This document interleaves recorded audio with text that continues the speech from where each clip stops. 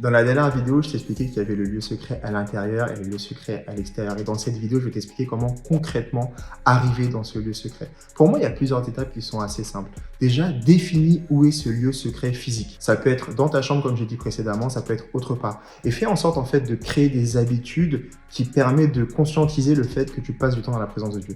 Peut-être ça peut être le fait d'allumer une bougie. Bon, ça fait un peu bizarre, mais quand tu es dans la présence de Dieu, allumer une bougie, ça fait, voilà, ça t'amène un peu dans la présence de Dieu.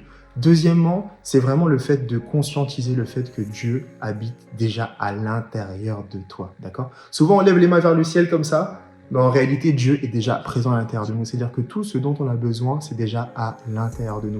Il y a ce verset dans le psaume 91 qui dit que celui qui demeure à l'abri du Très-Haut, celui qui demeure, c'est-à-dire que dans la présence de Dieu, il faut que tu apprennes à demeurer dans la présence de Dieu, en te taisant. Fais silence, tais-toi. Tu sais, il y a des moments où je prie ou je prie pas.